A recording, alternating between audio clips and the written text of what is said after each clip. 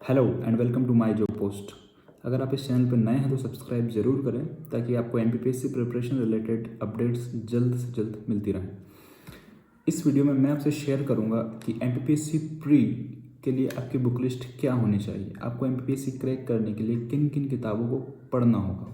ठीक है, तो मैं इस वीडियो में आपसे दो चीज़ें शेयर करूंगा। पहली कि आपकी बुक लिस्ट क्या होगी एंड दूसरी एमपीपीएससी रिलेटेड अपडेट्स। इस वीडियो को लास्ट तक ज़रूर देखते रहिए ताकि आपको वाइटल इन्फॉर्मेशन मिलती रहे। पहले तो हम आपके एमपीपीएससी के सिलेबस को सब्जेक्ट वाइज डिवाइड कर लेते हैं। आपके सब्जेक्ट में क्या क्या है? आपको एंशिएंट हिस्ट्री है, मिडिवल हिस्ट्री है, मॉडर्न हिस्ट्री है, पॉलिटी है, जियोग्राफी है, इकोनॉमिक्स है, साइंस एंड टेक है, एमपी है, आईटी है, कमीशंस है एंड करंट अफेयर्स। तो इन सब सब्जेक्ट के हिसाब से आपको कौन कौन सी बुक्स पढ़नी चाहिए। मैं ये बुक्स आपको नाम भी लूँगा प्लस यहाँ पे दिखाऊंगा भी सही। अगर आप इंग्लिश मीडियम वाले हैं तो ये वीडियो आपके लिए बहुत हेल्पफुल है, और अगर आप फर्स्ट अटेम्प्टर हैं तो आप प्लीज़ इन बुक्स को फॉलो कीजिए क्योंकि मैंने खुद ने इनको 4-5 बार पढ़ के देखा हुआ है। और अगर आप हिंदी मीडियम से हैं तो आप इन्हीं बुक्स की कॉपी हिंदी वर्जन में ले सकते हैं। मैं आपको ये बुक्स दिखाने वाला हूँ। सबसे पहले, क्योंकि सबसे बड़ा टॉपिक एमपी है तो उसी की बात करते हैं। एमपी के लिए आपको कौन सी बुक पढ़नी चाहिए? ये बुक है एमपी के लिए, मैग्रो हिल पब्लिकेशन की है, जो कि जिसके ऑथर हैं स्नेहिल त्रिपाठी और सोनाली बंसल। आप देख लीजिएगा, ये बुक अपडेट हो चुकी है, ये मैंने खुद ने पढ़ी है। इसमें एमपी को काफ़ी अच्छे से समझाया गया है। बस इसमें दो चीज़ें हैं जो आपको थोड़ा सा अलग से पढ़ने की ज़रूरत है, जहाँ तक मैंने पढ़ा है। एक तो पॉलिटी प्लस हिस्ट्री, बाकी geography, economics, art and culture, ये सब अच्छे से समझाया गया है इस बुक में। आप पॉलिटी और थोड़ा सा हिस्ट्री को अलग से देख लीजिएगा ताकि आपका एमपी स्ट्रॉन्ग हो सके। बाकी ये बुक इंग्लिश मीडियम वालों के लिए बेस्ट है। इसके साथ आपके पास एमपी पास्ट ईयर क्वेश्चंस की ये बुकलेट होनी ही चाहिए। जब तक आप पास्ट ईयर क्वेश्चंस नहीं करेंगे तब तक आपको पता ही नहीं होगा कि एग्ज़ाम का पैटर्न क्या होगा। तो ये दोनों बुक एमपी के लिए आपके पास होनी चाहिए। आप देख लीजिए इसे एक बार और। ठीक है, इसके बाद आपके पास दो नए टॉपिक ऐड किए गए हैं इस बार, आईटी एंड कमीशन। देखिए, जो पिछली बार का पेपर था वो मैंने खुद ने पर्सनली दिया था, और मेरे आईटी एंड कमीशन के लगभग सारे क्वेश्चन सही हुए थे। और मैंने बहुत ही मार्केट में अवेलेबल पतली पतली सी जो किताबें आती हैं, किताबें भी नहीं बोलेंगे उनको, हार्ड कॉपी बोलेंगे, वो पढ़ी थी। मैं आपको दिखा देता हूँ। एग्ज़ाम गुरुजी की करके आती है, इंफॉर्मेशन टेक्नोलॉजी, अराउंड 40 पेजेस की ये हार्ड कॉपी है। और इसको पढ़ने के बाद मैंने देखा, आप देख सकते हैं कि मैंने इसको कैसे पढ़ी थी, लाइन बाय लाइन। तो इसको पढ़ने के बाद पास्ट 10 ईयर्स के क्वेश्चन मेरे सॉल्व हो गए थे, तो इसलिए मैंने इसके अलावा और कुछ नहीं पढ़ा था। कमीशंस की बात करते हैं तो कमीशंस में भी अराउंड 40 पेजेस की ये हार्ड कॉपी है, वो भी सेम एग्ज़ाम गुरुजी की है, जो कि मैंने पढ़ी थी। आप इसे परचेज़ कर सकते हैं, इंदौर में आराम से इजीली अवेलेबल है। अराउंड 40 रुपीज़ की ये बुकलेट आती है, और आप इसे भी देख सकते हैं कि कैसे पढ़ रखा है। ये पढ़ने के बाद 2020 एग्ज़ाम के मेरे सारे क्वेश्चन तो सही हुए थे। ठीक है, ये मैंने आपको बता दिया एमपी, आईटी और कमीशन। इसके अलावा यदि हम करंट अफेयर की बात करें तो देखिए, आपको करंट अफेयर के लिए दो चीज़ें करनी होगी। एक तो पिछले एक साल में आपके एमपी में क्या अपडेट्स हैं करंट अफेयर से रिलेटेड, एंड दूसरा ऑल ओवर इंडिया में क्या अपडेट्स हैं।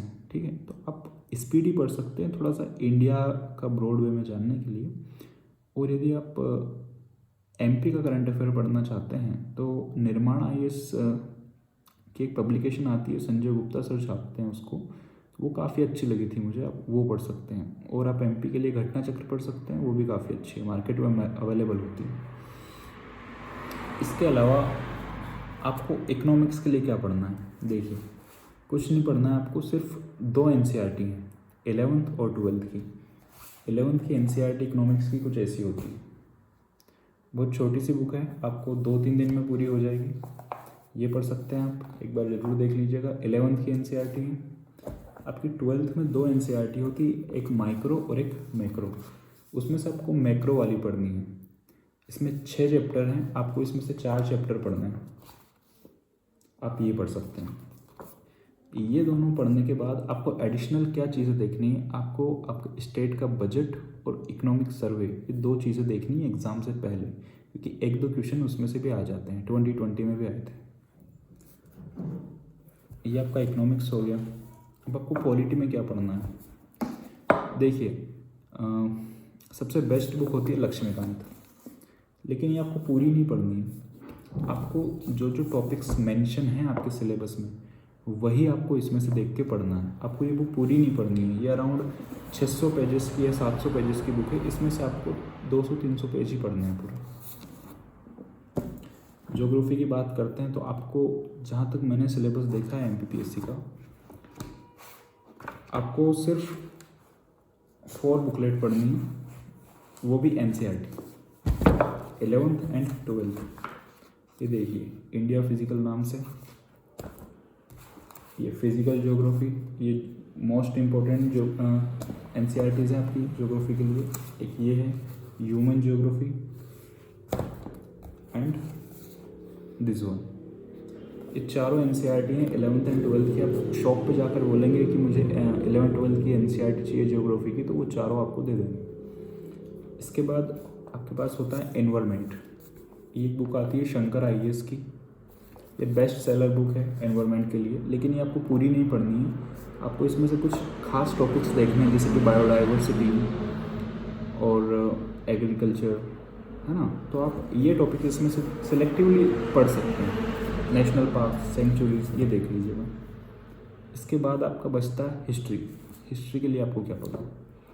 हिस्ट्री के लिए यदि मैं एंशंट और मिडिवल की बात करूं, तो आपको तमिलनाडु बोर्ड की ये पब्लिकेशन आती है। आप कुछ ऐसी दिखती है और काफ़ी शॉर्ट है। इसमें 240 पेज हैं, जिसमें आपकी एंशंट प्लस मिडिवल दोनों को कवर किया गया है। मुझे मार्केट में इससे बेस्ट सोर्स नहीं मिला, जो कि छोटा सा सोर्स है और सारी इन्फॉर्मेशन है। तो आप एंशंट और मिडिवल हिस्ट्री के लिए ये सिंगल सोर्स बुक पढ़ सकते हैं, तमिलनाडु बोर्ड। और मॉडर्न हिस्ट्री के लिए आप one of the best books spectrum पढ़ सकते हैं। ये और लक्ष्मीकांत आपकी ऐसी बुक है जो किसी भी कॉम्पिटिटिव एग्ज़ाम के लिए इनफ है। इससे बाहर आपको कुछ नहीं आता। सो अगर आप ये बुकलेट पढ़ सकते हैं तो डेफिनेटली गारंटीड आपका MPPSC में सिलेक्शन हो जाएगा, प्रोवाइडेड कि आप सही से पढ़ें, इनके नोट्स बनाएं, है ना। आपका जो भी MPPSC का सिलेबस है उसके अकॉर्डिंग पढ़ें। नेक्स्ट हम बात करते हैं कि MPPSC रिलेटेड अपडेट्स के बारे में मैं आपको क्या बताने वाला था। देखिए, कई दिनों से कुछ छात्र और कुछ शिक्षक MPPSC के गेट के बाहर धरना प्रदर्शन भी कर रहे हैं, ठीक है। और उन्होंने MPPSC को खुली चेतावनी भी दी है कि वो MPPSC के गेट्स पर ताला लगा देंगे यदि जल्दी से उनका रिजल्ट नहीं दिया गया या आगे की नोटिफिकेशन नहीं दी गई। तो वो सब भी ठीक है, लेकिन कोर्ट ने भी ये कहा है इसी बीच कि MPPSC अपनी एग्ज़ाम की प्रक्रिया चालू रख सकती है। जब तक कोर्ट अपना आदेश ना दे, वो प्रक्रिया चालू रख सकती है। इट मीन्स आप कोर्ट के हिसाब से देखें तो वो रिज़ल्ट भी दे सकते हैं, नोटिफिकेशन भी जारी कर सकते हैं। सो MPPSC कभी भी नोटिफिकेशन दे सकती है 2021 का। यदि उस पर थोड़ा सा प्रेशर बनाया गया या उस पर प्रेशर उसे लगा तो वो नोटिफिकेशन दे देगी। और एनी हाउ आपका 20 दिसंबर या 31 दिसंबर तक तो नोटिफिकेशन आने ही वाला है, इसमें कोई डाउट नहीं है। और मेरे मानने के हिसाब से आपकी 15 फरवरी तक MPPSC की प्रीलिम्स एग्ज़ाम 2021 भी हो जाएगी। और जहाँ तक मैं मानता हूँ, आपकी अगले 6 महीने में 2021 की प्री और मेंस दोनों ख़त्म हो जाएगी। इसलिए अभी आपको क्या करना है, कंफ्यूज नहीं होना है, क्योंकि जब भी एग्ज़ाम की नोटिफिकेशन निकलेगी सभी बच्चे एक साथ तैयारी में लग जाएंगे और फिर आपका माइंड कंफ्यूज होगा। आपको ऐसा लगेगा कि मेरे पास अब टाइम नहीं है।